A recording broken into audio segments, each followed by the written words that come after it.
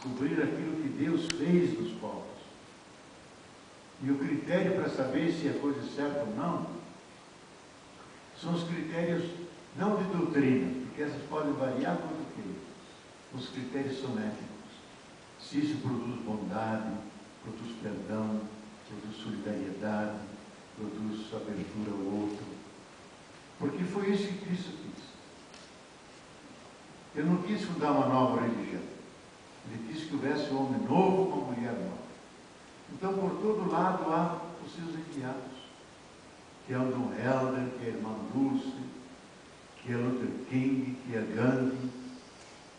Tantas pessoas que animam a chama interior, e cada um tem aquela luz interior, até falo aqui, que cada um tem, eles animam, despertam essa chama interior. Então, eles se somam a Jesus Cristo, não são inimigos de Jesus Cristo. Então, a grandeza de Cristo não se faz à custa e em cima da grandeza de Buda, da grandeza dos grandes mestres. Não, ele prolonga, ele soma, ele leva avante essa causa de Deus que Jesus chamava reino de Deus. O reino de Deus é a política de Deus na sua criação. Então, eu acho que devemos ver assim os nossos mestres, tipo Chico Xavier, que foi um homem que só fez o bem, só fez o bem. E como algo que deve ser respeitado, venerado e dito, aqui tem algo de Deus. Porque há uma superabundância de amor. Onde há amor, aí está Deus. Em qualquer parte do mundo. Agora, com referência ao Espiritismo, nós temos algo em comum. E todos nós, contra os materialistas, os que negam o mundo transcendente, nós temos em comum a afirmação do Espírito. E nós somos seres espirituais.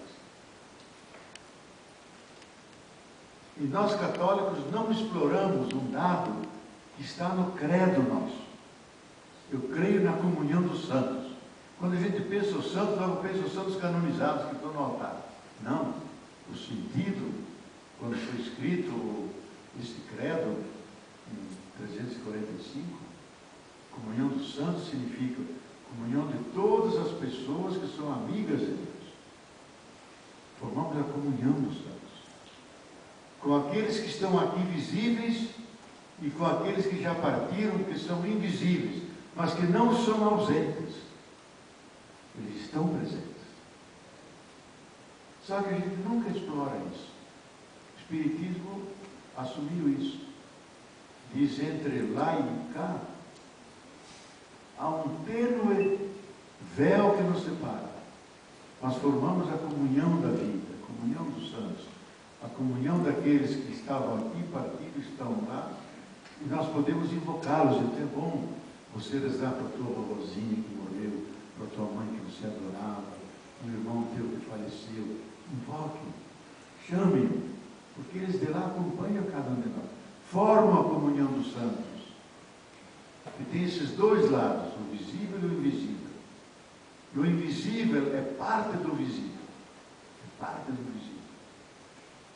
Isso não é doutrina inventada minha, não. É do credo da Igreja Católica. Só que nós não desenvolvemos uma piedade sobre isso, uma mística, não aprofundamos isso. Ficou lá no credo. Como diz, desceu aos infernos, porque lá em Jesus desceu aos infernos. É uma expressão bíblica do credo que diz, morreu de verdade. E morrer de verdade significa desceu aquela última solidão, para onde você não pode levar ninguém, nem teu pai, nem tua mãe, nem teu namorado, ninguém. Está você e Deus. Porque a morte significa isso. É o grande encontro com o Criador. Então Cristo morreu de verdade. Não foi uma morte muito fingida, que acabou ressuscitando. Não, morreu mesmo. E a forma de dizer isso foi aos infernos. Foi a última solidão. E de lá ele subiu e nos deu essa esperança. E depois que ele desceu até lá embaixo, nós nunca estamos sozinhos. Ele vai sempre junto com a gente. Como diz São João, se eu ao morrer, se tua consciência te acusar, saiba que Deus é maior do que a tua consciência. se o teu coração te acusar. E nós sempre carregamos coisas, mal feitos, coisas não integradas, pecados. E na morte tu pode ver isso. E alguém te diz no ouvido que aquilo que seu irmão disse, saiba que Deus é maior do que o teu coração. Tu pode morrer tranquilo, se entregou teu coração a Deus. Então, os espíritas, elas desenvolveram isso, essa passagem entre nós e o outro lado. E a gente sabe que no século III e IV, especialmente na Ásia Menor, que tinha contato com a tradição persa, etc., muitos cristãos defendiam até a reencarnação no sentido de que a vida continua, e nós estamos aqui em comunhão, e a causa que nós levamos nunca, a bandeira que nós levamos nunca será perdida. E hoje, no mundo materialista como o nosso, são nossos aliados. E por isso não devemos fazer uma batalha uns contra os outros. Eu às vezes até digo, olha, os espíritas têm uma pequena vantagem sobre nós, católicos. Porque para eles o essencial é fazer caridade. Olha, a caridade que eles fazem. Vocês conhecem o André Trigueiro, da Globo News, possivelmente, né? André Trigueiro, alguém assiste as Caia Globo News? Ele lançou com a gente aqui recentemente. A TV. Ele lançou um livro, Ecologia e Espiritismo. Eu tenho dado muitas palestras com ele, porque ele gasta os domingos dele e as vagas de jornalista, que é pesada lá na Globo News, fazer caridade. Que é dar palestras surdo-mudos, eu vim junto com ele, a crianças com necessidade, a idosos abandonados, está lá, fazendo caridade. Ele diz, eu faço porque sou espírita. Eu digo, eu faço porque sou católico.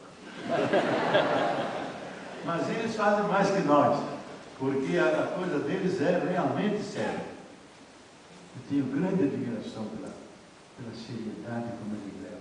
Então não tratá-los como inimigos. Hoje nós devemos nos dar as mãos, somar, porque no caminho para Deus podemos somar tudo. Alguns vão a Deus de helicóptero, chegam direto lá em cima. Outros vão de estrada aberta. Outros vão pelo mato se agarrando nas pedras e nas árvores. Mas todo mundo chega lá. Então, olhemos de Deus e espera lá em cima todo mundo de braço aberto. E ele olhando diz, esses são os meus filhos e filhas. Não fica distinguido esse católico, luterano, aquele batista. Nada disso, são os meus filhos e filhas. Pelos muitos caminhos pelo qual ele se comunica e permite que nós cheguemos. E hoje, então, pelo caminho do zen-budismo, pelo caminho das religiões afro-brasileiras, que são profundamente ecológicas e místicas, por caminhos espirituais que estão se encontrando no mundo inteiro. Bom, já estou falando demais, mas só queria deixar uma mensagem, digamos, de diálogo, de somar forças e que tenha como fim potenciar essa chama sagrada que está em nós. E saber que a vida não é nem material, nem espiritual. A vida é eterna. Começou aqui e não termina nunca. Passou por nós, nos incluiu, porque Deus é vida, e não termina jamais. E isso nós estamos em profunda comunhão.